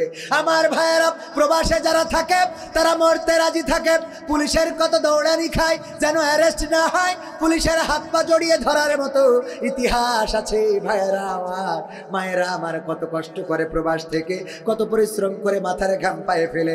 স্ত্রী বলে আমার শাড়ি লাগবে, টাকা পাঠিয়ে দেয়। ভাই বলে আমার ফোন লাগবে, নিজে একটা বাটন ফোন চালায়, কিন্তু ভাইয়ের জন্য একটা আইফোন কিনে দেয়। বাবা বলে আমার এটা লাগবে, আমি একটা ডিসকভার গাড়ি কিনবো, আমি একটা পালসার কিনবো। বাবার অভাবটা পূরণ করে। মা বলে তোমার বোনেদের জন্য এটা দিবা, সেটা দিবা, সবার অভাবটা পূরণ করে। ওগো আমার ভাইয়েরা, এই পূরণ করতে করতে একদিন এই মানুষটাই প্রবাসে ল্যাগেজ বন্দি হয়ে দেশে ফিরে আসে। এমন অনেককেই দেখেছি আমি। আমার আপন খালাতো ভাইয়ের লাশটা দেশে এনেছিলাম। বারবার মনে হচ্ছিল আর এই বিমানে দুইজন পাশাপাশি বসে যাব, সেটা তো আরো হলো না। আমার আপন খালাতো ভাই, সে মাত্র কয়েক মাস বিয়ে করে বিদেশে গিয়েছিল, আমার সাথে জব করতো। আমি গেলাম পেনাঙে যাওয়ার পরে শুনলাম আমার খালাতো ভাই অ্যাক্সিডেন্ট করেছে। আমি ছুটে চলে আসলাম, এসে দেখি লাশটা নিয়ে থানায় চলে গেছি। তারপরে শুনলাম থানায়ও নাই, আছে হাসপাতালে ডিপ ফ্রিজের মধ্যে। যাওয়ার পরে ফ্রিজ থেকে বের করে দেখালো। ওগো আমার ভাইয়েরা, ওগো আমার মায়েরা, ওগো আমার বোনেরা, এমন কষ্ট করে প্রবাসে, আর সেই টাকা দেশে পাঠানোর পরে আপনি আইলা বাইলা সাইলা কেনেন, কেনার পরে আপনি মকসেদের সাথে টাঙ্কি মারেন, যে বলছি ভাই কতদিন হলো দেখা করেন না। ভাবি ভাবি আরে ভাবি আপনার দেখলে পরানটা জুড়িয়ে যায়। এই কথাগুলো যে বলেন আমানতের খেয়ানত। এই জায়গায় ভাবি যদি কোনো যুবক আপনাকে বলে ভাবি আপনার বড্ড সুন্দরী লাগে, আপনাকে রেখে ভাই কেমন করে মালয়েশিয়া সিঙ্গাপুর থাকে, সাথে সাথে বলতে হবে মিনহা খলাকনাকুম ওয়া ফিহা নুঈদুকুম ওয়া মিনহা নুখরিজুকুম তারাতান উখরা। কথা কি বোঝা গেছে? কোথায় পড়বেন? দেওররা পড়বে ভাবির কাছে, ভাবিরা পড়বে দেওরের কাছে যে ওগো দেওর শোনো, তুমি কেন আমার সাথে প্রেম নিবেদন করো? তুমি কি জানো না এই মাটি থেকে সৃষ্টি হয়েছো, মাটিতে ঢুকবা, মাটির থেকে উঠাবে, আল্লাহর কাছে দাঁড়ানো লাগবে। সুতরাং তোমার এই সৌন্দর্য যদি আমাকে আকৃষ্ট করা যাবে না, আমার এই সৌন্দর্য থাকবে না। কিন্তু এখনকার মা বোনেরা ওইটা বলে না, এখন বলে ওরে স্বামী আমার যেমন তেমন, দেওরাই আমার মনের মতন। ঠিক না বে ঠিক? ওর স্বামী যেমন তেমন দেওরা মনের মতন। আর এই শুনে আবার স্বামীরাও গান বানাইছে, বউ আমার যেমন তেমন, শালি আমার মনের মতন রে। ও শালি ভালো লাগে, বউ ভালো লাগে না। একবার একজনের কাছে খবর এসেছে আপনার আব্বা খালা মরে গেছে। ও এমন ভাবে কাঁদতেছে, ফিট লেগে গেছে। হুশ ফিরার পরে বলছে এ আব্বা খালা মরে গেছে, তাই এত ফিট লাগলি কেন? বলছে ফিট লাগবো না তো কি করবো, তোর মা মরে গেলে যার বিয়ে করবো সেই আগে মরিয়েছে। তোর মা বললি যার বিয়ে করবো সে আগে মরিয়েছে, তা ফিট লাগবো না তাহলে করবো? সহ্য না করি পারা যা। ও ধান্দা করে রেখেছে, ওর মা বললি ওর খালার বিয়ে করবে, সে আগে মরিছে যদি ফিট লাগতেছে। ওগো আমার ভাইয়েরা মায়েরা, আল্লাহ বললেন ও করে না ফি বুয়ুতিকুন্না ওয়ালা তাবাররাজনা তাবাররুজাল জাহিলিয়াতিল উলা। ওগো নারীরা পর্দার মধ্যে থাকো, জাহিলি যুগের মেয়েদের মতো সেজেগুজে নিজেদেরকে প্রদর্শন করে বেড়াইও না। এই কথা বলার পরে আমার মা বোনেরা বুদ্ধি করলো যে আল্লাহর কথাও মানবো, আবার সাজুগুজু করবো। আমি উদাহরণ দিতে যেয়ে বলি, আমার আব্দুল্লাহ সিদ্দিকী ভাই বললো যে কবির ভাই চলেন একটু সুন্দরবনে পিকনিকে যাব। আমি বললাম কয়জন যাবেন? কয় 10 জন। খাওয়াবে কিডা? কয় আমি খাওয়াবানে। আমি রওনা দিলাম, কিন্তু আমার ইমরান ভাই আর আমার কি ভাই মুশফিকুর ভাই দুইজন আবার পথের থেকে যোগ দিয়েছে। এমনি ভাবে 2 জন 3 জন যোগ দিতে 10 জনের জায়গায় 20 জন হয়ে গেছে।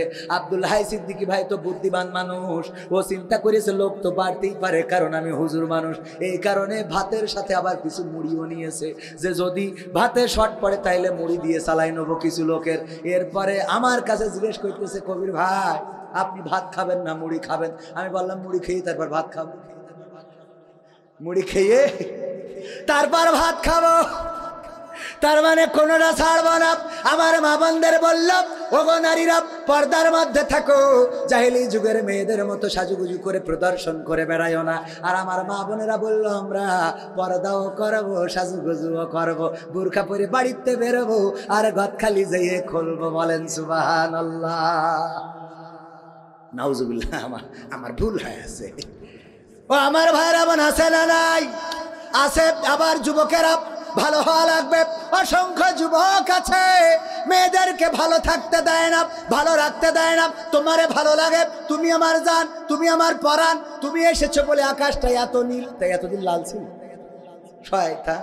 তুমি এসেছো বলে শাপলা সাদা, তুমি এসেছো বলে আকাশের বকটা অত সুন্দর, ও এসেছ তাই অত সুন্দর। তুমি এসেছো বলে কক্সবাজারের সমুদ্র সৈকতের ঢেউটা এত সুন্দর, আর এতদিন ওখানে ঢেউ উঠতো না। এই আছে না নাই?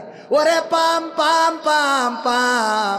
এরপরে বিয়ে করার পরে কয়েকদিন পরে দেখা যায় যে আর ভালো লাগছে না, কারণ ওর তো অবস্থা হলো বাইরের গু খাওয়া অভ্যাস। ওর আবার আর একজনের বোধ দেখে ভালো লাগে, আর একজনের মেয়ের দেখে ভালো লাগে। এই তাল এই বউ এইবার যখন ঝামেলা শুরু করে দেয়, তখন আমার যুবকেরা গান গায়, আমি পারি না আর পারি না, আমি কেন মরি না, আজরাইল কি চিনে না আমারে গো, আমি পারি না আর পারি না। হয়তো 2 দিন পরে মরবো, আগে মরলে কি ক্ষতি, এই দুনিয়ার রং তামাশা বুঝলাম না রে একরতি। ও আমার ঘরের রমণী সে যে কাল নাগিনী, ওই ঘরের রমণী সে যে কাল নাগিনী, আমারে বাজাইলো 12টায়, আমি পারি না আর পারি না। কয় না। তবে এই দিক থেকে আমি পুরুষদের ধন্যবাদ দিই যে ওরা অন্তত এই কথা বলে আমি পারি না আর পারি না, আমি কেন মরি না। আর আমার মা বোনরা বলে আমি পারি না আর পারি না, তুই কেন মরিস না। ঠিক না ভাই? ঠিক। কয় তোর মরণ করে না কেন? আল্লাহ তোর দেখে না কেন? আজরাইল তোর কাছে আসে না কেন? বাড়িতে কুত্তা সব খেদাবো, এই কুকুরের জন্য মানে আসছে না। এরকম আছে না নাই? একবার এক বোন আমাকে ফোন দিয়েছে, বলতেছে আমি বলছি কি হয়েছে? হুজুর আমার স্বামী মরে গেছে এ রে। আমি বল মরে গেছে তা আমায় বিয়ে করতে পারবো না? আমার একটা বউ নিয়ে তাই ঝামেলায় আছে, আমার দেওয়া হবে না। বলছে না হুজুর বিয়ে করতে বলি না, তাইলে কি? বলছে হুজুর আমার স্বামী ছিল অসুস্থ, আমি বারবার তাকে বলতাম তোমার মরণ করে না কেন, তুমি মরো না কেন, তোমার আজরাইল চিনে না কেন, তোমার আজরাইল উঠাই না কেন, এখন মারা যাওয়ার পরে কষ্ট হয়। আহারে আমার দোয়ার কারণে সে মারা গেল, নাকি তার হায়াত শেষ হয়েছে তাই মারা গেল, আমি তো মনেরে বুঝাইতে পারি না। ওগো হুজুর আমার দোয়াই মারা গেল, নাকি তার হায়াত শেষ হয়েছে তাই মারা গেল, আপনার কাছে একটু জানতে চাই। আমি বললাম ওগো বোন, আল্লাহর নবী বলেছেন, মা বোনেরা আমার মহিলারা, আল্লাহর নবী মহিলা সাহাবীদেরকে ডেকে বললেন, ওগো নারীরা জাহান্নামে যাওয়ার জন্য, নারীরা অধিকাংশ জাহান্নামী যাওয়ার জন্য কারণ, বড় কারণ হলো দুইটা। কয়টা? দুইটা বড় কারণ।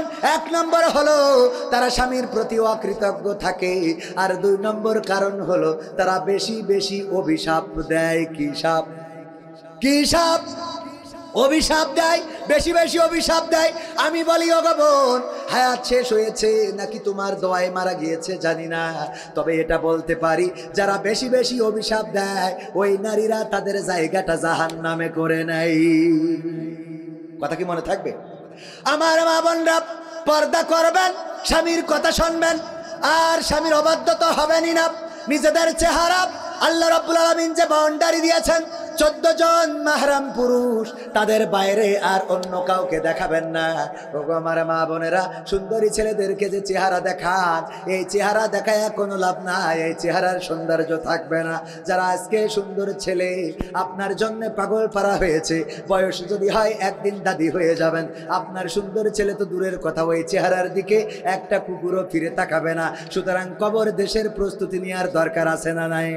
আমার মা বোনেরা বলছে হুজুর আমাদের তো বললেন, সামনে যারা ওদেরও বলেন, ওরাও তো চোখ দিয়ে পরিমণি, নুরা লায়লা, শাবনূর, ঐশ্বরিয়া রায়, কারিনা কাপুর এইগুলো দেখে বেড়ায়, আছে না নাই?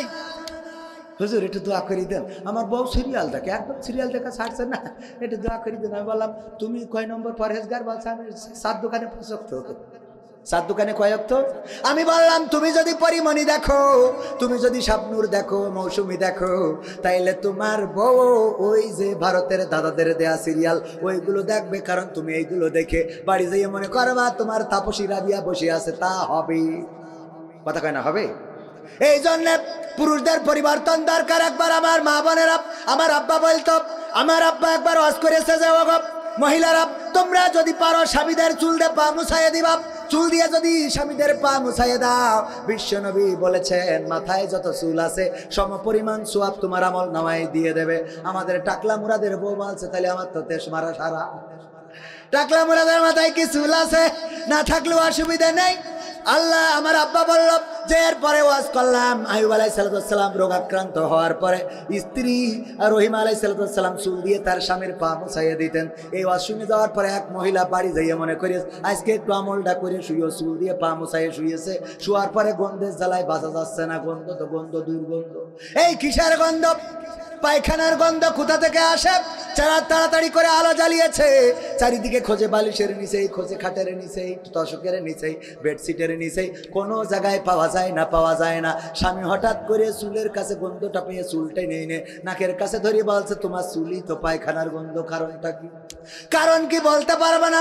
হুজুর ওয়াজ করেছে যে মা বোনেরা তোমরা স্বামীর চুল দিয়ে পা মুছাইয়ে ঘুমাবা। আমি চিন্তা করলাম আমলটা করে শুই, আর আমল করার জন্য যখন তোমার চুল দিয়ে পা মুছাইয়ে শুইছি এই হলো আমার অপরাধ। এর বাইরে তখন কি ঘটে গেছে আমি জানি না। বলছে জাত গেল বলো এ কোন আজব কারখানা, ও জাত গেল বলো। ওরে সত্য কাজে কেউ নয় রাজি, সত্য কাজে কেউ নয় রাজি, সবই দেখি তা না না না। ও জাত গেল বলো এ কোন আজব কারখানা, জাত গেল বলো।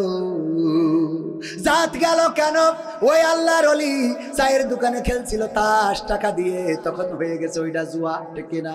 এই জুয়া খেলার সময় হঠাৎ করে পুলিশের গাড়ি, আর্মির গাড়ি এসে দোকানের সামনে দাঁড়াইছে। ও বুঝতে পেরেছে এইবার বাটাম পড়বে, গান গাওয়াবে। যে গান গাও পড়ে না চোখের পলক কি তোমার রূপের ঝলক, গাওয়াইছে না গাওয়াই নাই? আর্মি ধরলে গান গাওয়াবে, ও তো গানও ভালো পারে না। এই জন্য তাড়াতাড়ি তাস টাকা পয়সা যা ছিল ফেলাই দিয়ে দৌড় দিয়েছে। জুতাটা পাই দেবে সেই সময়ও পায় নাই। বাঁশবাগান দিয়ে আসতেছে, কিটা এক রাত ঝেড়ে দিয়েছে, চটকা এসে শুয়ে নিয়েছে। আর ওই মুসাইয়ে শুয়েছে। পরের দিন যখন আব্বা বাড়ি আসতেছে, মহিলারা ডেকে বলছে হুজুর কত কায়দা করে মুসাই দেবেন, কিন্তু আমাদের স্বামীরা তো এক একটা আল্লাহর ওলি, পরহেজগার, ওলিয়া উলিয়া হাফিজাউল্লাহ। ওদের যখন পা মুসাইয়ে দিতে বলেছেন আমাদের আপত্তি নাই, কিন্তু হুজুর সামনে যে পুরুষগুলো থাকে ওদের বলবেন ওরা যেন টিউবওয়েলেতে পাটা ধুয়ে তারপরে পাটা ধুয়ে তারপরে যেন আল্লাহর ওলি এমন আছে না নাই? সারাদিন তাস খেলে, ফিলাস মারে, আর মনে করে তার বাড়ি রাবিয়া বস্রি হবে না, কখনো হবে না, হবে না। তুমি যদি পরহেজগার হও, তুমি যদি আল্লাহ ওয়ালা হও, তুমি যদি ইমানদার হও, তুমি যদি নামাজি হও, তুমি যদি তাহাজ্জুদ গুজারি হও, ফজরের সময় যদি উঠে যাও নামাজের জন্য, বউ একদিন 2 দিন 3 দিন 5 দিন পরে দেখবা বউ অটোমেটিক উঠে তাহাজ্জুদ পড়া শুরু করেছে। তুমি যদি স্ত্রীকে যে আগে সালাম দাও, 5 দিন 3 দিন 7 দিন সালাম দিয়ে দেখো, তুমি বাড়ি যাওয়ার সাথে সাথে তোমার স্ত্রী আগেই সালাম দিয়ে বসবে। এই জন্য কিছু কাজ নিজে আগে থেকে করার দরকার আছে না নাই? আগে থেকে করবে কি? ওয়াজ শুনেছে স্ত্রী যদি নামাজ না পড়ে স্বামী জাহান্নামে যাবে, বাড়ি যেয়ে বলছে এই বউ ওঠ, কে তোর নামাজ পড়তে হবে কে? তা বলছে তুমি যদি নামাজ না পড়ো তাহলে আমি জাহান্নামে যাবো। তা বলছে তা অসুবিধা কি? অসুবিধা কি মানে? এই তুই আমার বউ, তুই নামাজ পড়িস না, তার জন্য আমি জাহান্নামে যাবো, অসুবিধা কি মানে? বলছে তুমি তো নামাজ পড়ো না। বলছে আমি নামাজ পড়ি না, আমার জন্য আমি জাহান্নামে যাবো, তোর অসুবিধা কি? তোর জন্য যাবো কেন? আমার জন্য আমি জাহান্নামে যাবো, তোর জন্য যাবো না। বলছে কোন পাগলের রস শুনে যাবো তুমি? কবির বিন সামাদ, পাগলের রস বাদ দাও, কালকে না, কালকে আজকে তো রাত্রি ওঠ। বলছে শীত লাগছে, আজকে খুব শীত পড়ছে, কালকে পড়বা না, তুমি মন খারাপ করি না, কাল চোখ। আরে না ওঠ, কাল বেশি থাকবো তার কোনো গ্যারান্টি আছে? তোর জন্য জাহান্নামে যাতে আমি রাজি না। ওঠ, উঠাইয়ে শীতি উজু করাইছে, তথর করে খাইতেছে বাচ্চা। এখন রাইতে 1টার সময় বলো কই নক্তের নামাজ, কয় রাকাত, কি সূরা পড়বো? তো বলছে যাহাই পড়, এখন যাহাই পড়, খাই বলো এখন কিসির নামাজ রাত 12টার সময়, কোন নক্তের কয় রাকাত, কি সূরা পড়তে হবে? না হলে তুমি সামনে যাও, আমি পিছনে ইক্তেদাই তু ভেজাল ইমাম। ইক্তেদাই তু কি ইমাম? ভেজাল ইমাম, কারণ ও জানে যে ইমামের এর যদি খাঁটি ইমাম বলি তাহলে তো যাই গেল, ঠিক না ভাই? ঠিক। ইক্তেদাই তু ভেজাল ইমাম, তুমি সামনে যাও, তুমি পড়াও আর আমি পড়ি। রাত 12টার সময় তোমার এখন নামাজ পড়িয়ে জান্নাত জাহান্নাম থেকে বের করে জান্নাতে ঢুকাই, তারপর বাস ও করিস না, কালকে তো পয়সা নেই। পরহেজগার আল্লাহ। এই জন্য পরিবর্তন আগে দরকার। কার কথা কয় না, কার দরকার? পরিবর্তন আগে দরকার আমাদের। আমরা যদি নিজেদের পরিবর্তন করি তাইলে আমাদের অনুগত যারা তারা পরিবর্তিত হয়ে যাবে। ওগো আমার ভাইয়েরা প্রশ্ন করেছেন, সাতক্ষীরায় আসার কথা ছিল কি জুবায়ের আহমেদ তাশরিফ ভাই দারুণ আলোচনা করেন, জনপ্রিয়তা পেয়েছেন, কোরআনের মুফাসসির। আল্লাহ রাব্বুল আলামিন তার কণ্ঠটাকে কবুল করে নিন, দোয়া করি। কিন্তু ভাইজান এখনো ছোট মানুষ, এখনো আবেগ আছে না নাই? এখনো আবেগ থাকার কারণে সাতক্ষীরায় একটা অনাকাঙ্ক্ষিত ঘটনা ঘটে গিয়েছি। সেই ঘটনার জন্য আমার কাছে জানতে চেয়েছেন হুজুর এই ব্যাপারে আপনার মন্তব্য কি? আমার মন্তব্য হলো কাইয়ুম মিয়াজি নামের একজন বক্তা, সেও আমার শ্রদ্ধাভাজন ব্যক্তিত্ব। আমি আমাদের মাদ্রাসার মাহফিলে এনেছিলাম একজন ভালো আলোচক, সরল মানুষ। সাতক্ষীরায় আসার পরে অনাকাঙ্ক্ষিত ঘটনা ঘটিয়েছে কমিটির লোক। কি যেন ঘটিয়েছে, তাকে আটকে রেখে টাকা পয়সা নাকি টাকা পয়সা নিয়েছে, ফোন কেড়ে নিয়েছে, এরকম অভিযোগ আমরা শুনেছি। এটা করে থাকতে পারে। গোটা সাতক্ষীরার মধ্যে একটা কমিটি, প্রতিদিন সাতক্ষীরায় ধরে নেন 100টা মাহফিল হয়, 100 মাহফিলের মধ্যে একটা কমিটি যদি এমন করে, গোটা সাতক্ষীরাকে কি দোষী বানানো যাবে নাকি? কথা কয়টা যাবে? এই সাতক্ষীরায় এমন ঘটনা ঘটার কারণে অনেক ওলামায়ে কেরাম সাতক্ষীরাটাকে বয়কট করেছে, বলেছে সাতক্ষীরায় আর ওয়াজ করতে যাব না, সাতক্ষীরায় আর মাহফিলে যাব না, সাতক্ষীরায় আর ওয়াজ করব না। ওগো আমার ভাইয়েরা, একজনের অপবাদ দিয়ে, একজনের অপরাধ দিয়ে সবাইকে জাস্টিফাই করা চলে? কয় না, কথা কয় না, চলবে না? চলে না। এখানে শত শত মানুষ, একজন মানুষ আমার সাথে খারাপ আচরণ করতেই পারে, আল্লাহ সবাইকে তো আর সমান করে পাঠায় না, তাই স্ট্যাটাস দিয়েছিলেন। তবে সাতক্ষীরাবাসীরাও একটু বাড়াবাড়ি করেছে। জুবাইর আহমেদ তাশরিফ যখন এই স্ট্যাটাস দিয়েছে, আবেগে কোনো আলেমের পক্ষ নিয়ে হয়তো বলে ফেলেছেন যে সাতক্ষীরা বয়কট, কিন্তু পরবর্তীতে সরে এসেছে, আবার সাতক্ষীরার দাওয়াত নিয়েছেন, আসতেও চেয়েছিলেন। আমি যতদূর শুনেছি, জিজ্ঞাসা করেছিলাম, ওই দাওয়াত যিনি দিয়েছেন রবিউল ইসলাম খুলনার কাছে, বলল উনি আসবেন, বিমান টিকিটও করেছেন, কিন্তু ফেসবুকে আমার আলেম ওলামা আমার স্ট্যাটাস দিয়া ধরলো, এসো সাতক্ষীরায় তোমার কাটি গুলা হবে, এসো সাতক্ষীরাবাসী লাঠি নিয়ে বসে আছে, শুরু করবে বাটাম টানা। ওগো আমার ভাইয়েরা, কেউ যদি স্লিপ অফ টাং অথবা ভুল করে কোনো কিছু বলে ফেলে, বলেন দেখি, যদি সে তওবা করে তাকে ক্ষমা করার দরকার আছে না নাই? সাতক্ষীরাকে বয়কট করেছে, আবার সেই আলেমেরা যদি সাতক্ষীরায় ঢোকে, সাতক্ষীরাবাসীরা তাকে বরণ করার দরকার আছে না নাই? বরণ করতে হবে কেন? আল্লাহ রাসূলের আদর্শটা এটা। আল্লাহ রাব্বুল আলামিন এমন ভাবেই তওবা কবুল করেন, একজন যদি একবার অপরাধ করে আর আল্লাহ যদি তারে একেবারে বাদ দিয়ে দেয়, তাইলে তার আর যাওয়ার কোনো জায়গা নাই, আছে নাকি? বরং আল্লাহ রাব্বুল আলামিন রাস্তা রেখেছেন, তো ভুল করে তওবা করে, ভুল করে তওবা করে। আল্লাহর নবী বলেছেন, যদি বান্দারা ভুল না করে আর তওবা যদি না করে, আল্লাহ ওই জাতিকে ধ্বংস করে দিয়ে আবার নতুন একটা জাতি নিয়ে আসবে, যারা ভুল করবে আবার আল্লাহর কাছে তওবা করবে। বলেন সুবহানাল্লাহ। ভুল করার জন্য আদম আলাইহিস সালাম হঠাৎ করে গন্ধক ফল খেয়ে ফেললেন, আল্লাহ রাব্বুল আলামিন শাস্তি দিলেন, একটু রাগ করলেন, ধমক দিলেন, কিন্তু ক্ষমা করেছে না করে নাই? ক্ষমা করে দিলেন। ভাইয়েরা আমার, সাতক্ষীরাবাসীকে বলবো, দেখেন রাগ দেখালে হবে না, ইসলামের জন্য নিবেদিত প্রাণ হতে হবে, উদার হতে হবে, হৃদয়টাকে আরো প্রশস্ত করতে হবে।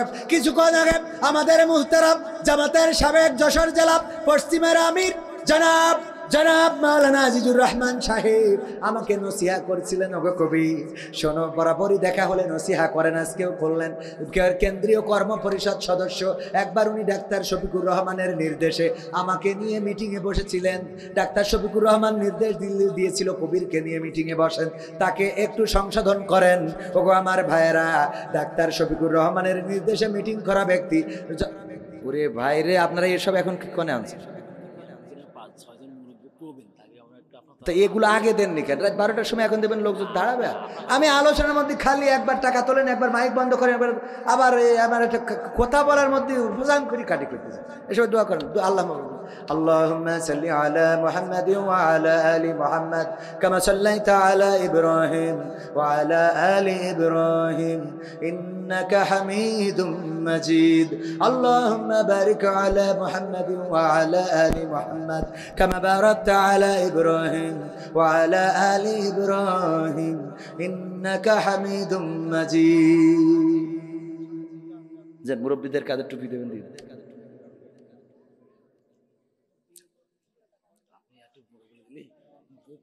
জনাব হাসান খান আমাদের মুরব্বি, প্রবীণ মানুষ, তাকে একটা টুপি এবং একটা তাসবিহ দিচ্ছেন আমাদের প্রিয় ভাই। জালামনা আনফুসানা ওয়া ইল্লাম তাগফির লানা ওয়া তারহামনা লানাকুনান্না মিনাল খাসিরিন। রব্বানা আতিনা ফিদ দুনিয়া হাসানা ওয়া ফিল আখিরাতি হাসানা ওয়া কিনা আযাবান নার।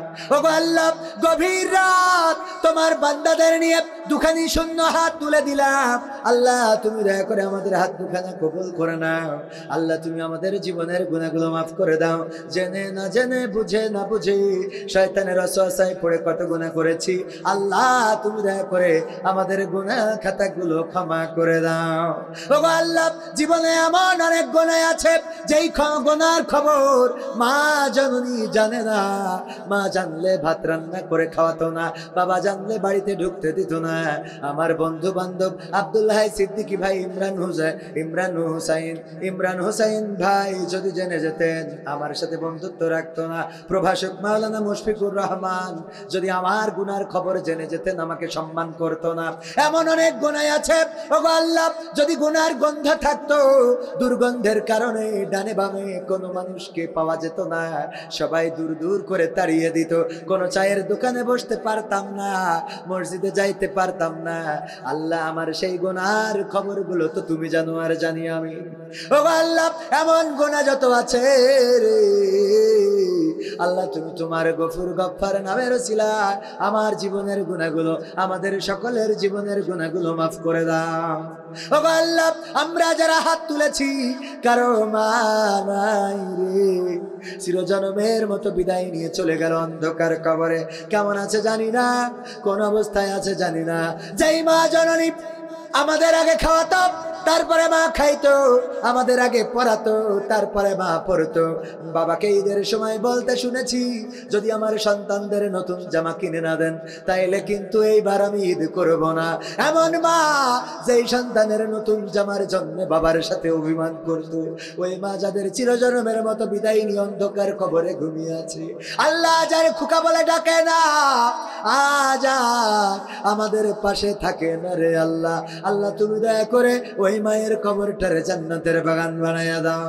ওগো আল্লাহ, যাদের বাবা নাই, বাবা হারাদের মধ্যে আমিও একজন। আল্লাহ চলে গেল চিরজন্মের মতো বিদায় নিয়ে, 22টা বছর হয়ে গেল, বাবার মতো কেউ তো আর মাথায় হাত বুলিয়ে দেয় না, আর বাবা বলে কাউরে ডাকতে পারলাম না। এই আক্ষেপটা থেকে গেল গো আল্লাহ। ওগো আল্লাহ, যেই দিন টাকা ছিল না, যেই দিন পয়সা ছিল না, ওই দিন বাবা ছিল রে। যেই দিন টাকা হইল, পয়সা হইল, ওই দিন আর বাবারে পাইলাম না, বাবারে পাইলাম না। আল্লাহ, বাবা কেমন আছে জানি না, আল্লাহ আব্বার কবরটারে জান্নাতের বাগান বানাইয়া দাও। ওগো আল্লাহ, এই গ্রামে যত কবরবাসী ঘুমানো, কবরগুলোকে ক্ষমা করে দাও। আল্লাহ এই মাহফিলের আয়োজন যারা করেছে বসুন্ধী আসাদুল্লাহপুর খানপাড়া যুব সমাজের উদ্যোগে, আল্লাহ তৃতীয়তম এই কোরআনের মাহফিলটাকে কবুল করে নাও।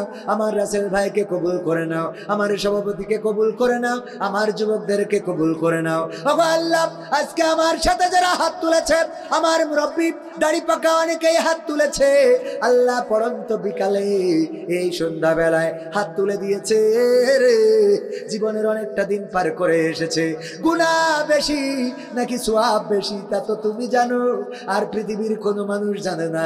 এখন অপেক্ষা মালাকুল মাউতের কবে আসবে আর নিয়ে যাবে, দুনিয়া ছেড়ে চলে যেতে হবে।